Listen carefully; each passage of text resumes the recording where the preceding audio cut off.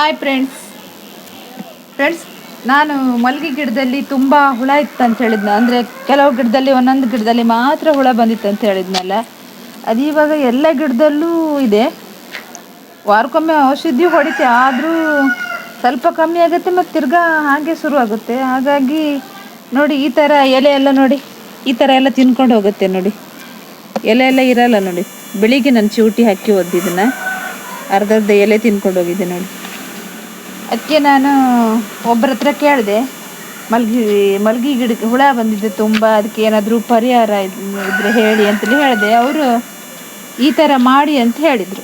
ಅದು ಯಾವ ಥರ ಮಾಡೋದಂತ ತೋರಿಸ್ತೀನಿ ಬನ್ನಿ ಫ್ರೆಂಡ್ಸ್. ನೋಡಿ, ಇದರಲ್ಲಿ 1 ಲೀಟ್ರ್ ಮಜ್ಜಿಗೆ ಇದೆ. ಇದು 1 ಪ್ಯಾಕೆಟ್ ಮೊಸರು ತಂದು ನಾನು 3 ದಿನ ಇಟ್ಟಿದ್ದೆ ಹುಳಿ ಆಗಬೇಕಂತೇಳಿ. ಎಷ್ಟು ಹುಳಿ ಆದರೂ ಪರವಾಗಿಲ್ಲ, ತುಂಬ ಹುಳಿ ಇರಬೇಕು. ಇದನ್ನ ಈ ಥರ ಮಿಕ್ಸ್ ಮಾಡ್ಕೊಳ್ಬೇಕು, ಚೆನ್ನಾಗಿ ಮಿಕ್ಸ್ ಮಾಡಬೇಕು.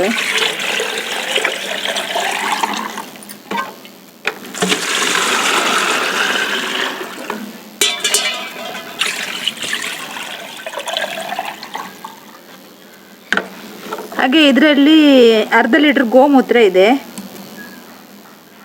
ಇದಕ್ಕೆ ನಾನು ಅರ್ಧ ಲೀಟ್ರು ಮಜ್ಜಿಗೆ ಹಾಕ್ತೀನಿ.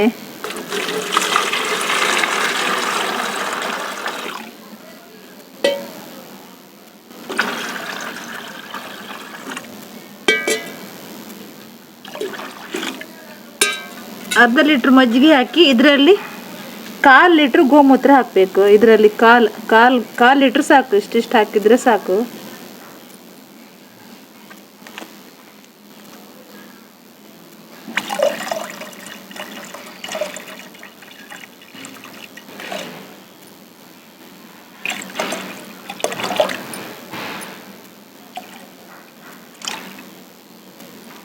ಹಾಕಿದ್ದೆ ನೋಡಿ, 1/4 ಲೀಟ್ರ್ ಗೋಮೂತ್ರ ಹಾಕಿದ್ದೆ.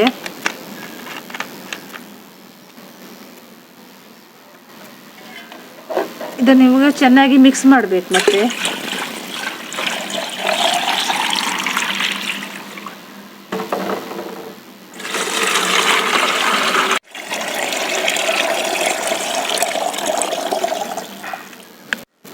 ಮಿಕ್ಸ್ ಮಾಡಿದ ಮೇಲೆ ಇದಕ್ಕೆ ಫುಲ್ ಹಾಕ್ಕೊಂಡು ಗಿಡಗಳಿಗೆ ಚೆನ್ನಾಗಿ ಸ್ಪ್ರೇ ಮಾಡಬೇಕು.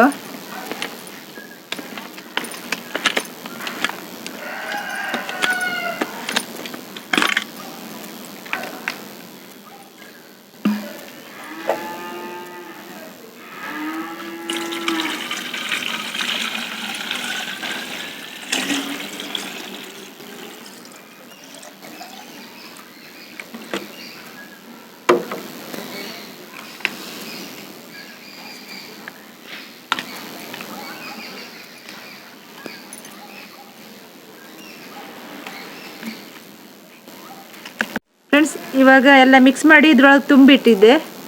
ಮತ್ತು ಇದು ಮಜ್ಜಿಗೆ ಮತ್ತು ಗೋಮೂತ್ರ ಇವೆರಡನ್ನು ಬೇಕಾದರೆ ಇದು ನೀಮ್ ಆಯಿಲು ಸ್ವಲ್ಪ ಮಿಕ್ಸ್ ಮಾಡ್ಕೊಳ್ಬೋದು. ನಾನು ಮಿಕ್ಸ್ ಮಾಡಿಲ್ಲ. ಮಿಕ್ಸ್ ಮಾಡ್ಕೊಂಡಿಲ್ಲ ಅಂದರೂ ನಡೆಯುತ್ತೆ, ಮಿಕ್ಸ್ ಮಾಡಿಲ್ಲ ನಾನು. ನೀವು ಬೇಕಾದರೆ ನೀಮ್ ಆಯಿಲ್ ಮಿಕ್ಸ್ ಮಾಡ್ಕೊಳ್ಳಿ. ಮಿಕ್ಸ್ ಮಾಡಿಕೊಂಡು ಗಿಡಗಳಿಗೆ ಸ್ಪ್ರೇ ಮಾಡಿದರೆ ಆದಷ್ಟು ಹುಳ ಕಮ್ಮಿ ಆಗುತ್ತೆ. ಅದಕ್ಕೆ ನಾನು ಸ್ಪ್ರೇ ಮಾಡಿ ಆದಮೇಲೆ ತೋರಿಸ್ತೀನಿ.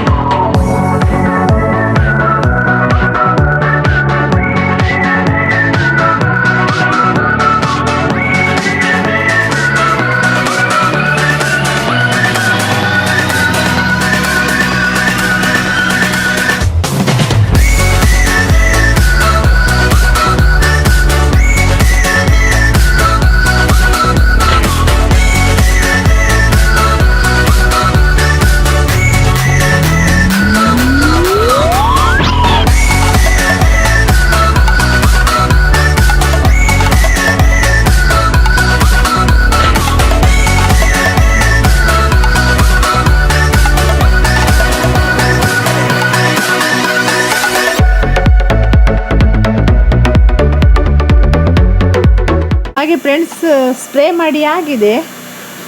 ಮತ್ತು ಸ್ಪ್ರೇ ಮಾಡೋದ್ರಿಂದ ಒಳ್ಳೆ ರಿಸಲ್ಟ್ ಬರುತ್ತೆ ಅಂತ ಅವ್ರು ಹೇಳಿದರು. ನೀವು ಒಂದ್ಸಲ ಸ್ಪ್ರೇ ಮಾಡಿ ನೋಡಿ. ಮತ್ತು ಇವತ್ತಿನ ವಿಡಿಯೋ ಇಲ್ಲಿಗೆ ಮುಗಿಸ್ತಾ ಇದ್ದೀನಿ. Bye friends.